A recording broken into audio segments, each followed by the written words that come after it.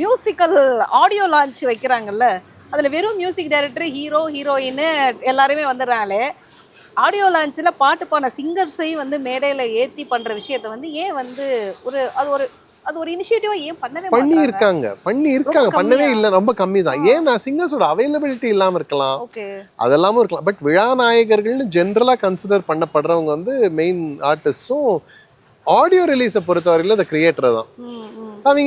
கவிஞரும் கிரியேட்டரும் தான். அதுக்கப்புறம் அதான் சொல்றேனே, கிரியேட்டிவ் இன்புட் சிங்கர்ஸ் கிட்ட இருக்குங்கிறத ரெக்கக்னைஸ் பண்றதுக்கே ரொம்ப காலம் ஆயிடுச்சு.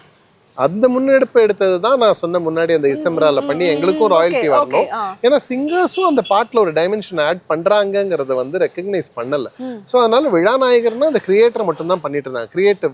ஸோ சிங்கர்ஸையும் வந்து பண்ணியிருக்கணும். பட் இப்போ ஆடியோ ரிலீசஸ்லாம் வேற மாதிரி ஆயிடுச்சு இல்லையா? இப்பெல்லாம் அந்த மாதிரி ஆடியோ ரிலீஸ்னா ஃபார்மலாக பண்றது இல்லை, யூடியூப் ரிலீஸ் தான். யூடியூப் சிங்கிளா ரிலீஸ் பண்ணிட்டு இருக்காங்க. என்ன பண்ணா வைரலா போகும், வைரல் என்ன பண்ணா அது கண்டென்ட்டா கிரியேட் ஆகும் அப்படிங்கிற மொமெண்ட்டுக்கு அது சயின்ஸ் அண்ட் டெக்னாலஜி மாறும்போது எல்லாமே மாறும். இப்போ கேசட், இந்த சிடி அதெல்லாம் இல்லவே இல்லை. அந்த மாதிரி தான் every thing keeps on changing.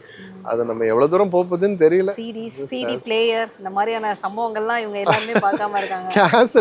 கேசட்டா கொண்டு போய் கொடுப்பேன் ஒரு மியூசிக் டைரக்டர் கிட்ட. இந்த பேனாவை வச்சு அந்த ரீல் வந்து நம்ம சுத்துவோம் பாருங்க, அதை சக்சஸ்ஃபுல்லா பண்றது. போய் இதுல ரேடியோ மார்க்கெட்ல சிந்தாதிரிப்பேட்ல நான் போய் பல்கா அந்த ஷெல்ஸ் அந்த டேப்ஸ் எல்லாம் வாங்கிட்டு வருவேன். என்னோட டெமோ மட்டும், ஏன்னா டெமோக்கு மட்டும் 90 minutes கேசட் கொடுக்க முடியாதுல்ல. என்னோட வாய்ஸ் ஒரு 2 நிமிஷம் 3 நிமிஷம் மியூசிக் டைரக்டர் கேட்க வைக்கணும். அதை ரெக்கார்ட் பண்ணிட்டு சின்னதாக தான் வேணும் இல்லையா, அந்த சின்னது பண்ணுறதுக்காக ஷெல்ஸில் எடுத்து நானே வச்சு கிரியேட் பண்ணி 10 கேசட் கொடுத்தா அதில் ஒருத்தர் தான் கேட்பாங்க. அவங்களுக்கு நேரம் அவ்வளோதான் இருக்கும். அதில் ஒருத்தர் கேட்டு அப்படி கூப்பிடுவாங்க. அதில் அப்படி அந்த மாதிரி தான். பட் அதுக்கப்புறம் வந்த ஓரளவுக்கு ஜெனரேஷன் வந்து ஒரு விஷயத்தில் லக்கி என்னன்னா, மியூசிக் டைரக்டர்ஸையே கூப்பிட்டு ஒரு ரியாலிட்டி ஷோ நடத்தி, இது பாருங்க இவ்வளோ டேலண்டட் பீப்புளெலாம் இருக்காங்க, it is for you to choose அப்படின்னு காட்டினாங்கல்ல டிவிஸ்லாம். அதில் வந்தவங்கெல்லாம் பெரிய ரொம்ப லக்கி பீப்புள் ஆக்சுவலாக. அந்த ஆஸ்பெக்டில் they are very lucky. But since they are every year ஒரு ஃபேக்ட்ரி மாதிரி வந்துகிட்டே இருக்கிறனால சஸ்டைனபிலிட்டி ஒரு பிரச்சனையும் அவங்க ஃபேஸ் பண்ணுறாங்க. ஒரு ஜெனரேஷனுக்கான சேலஞ்சஸே டிஃப்ரெண்ட் இல்லை.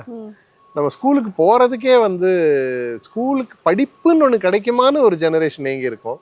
அதுக்கப்புறம் இது நினச்சதை படிக்க முடியுமான்னு ஒரு ஜெனரேஷன் எங்கே இருக்கும்.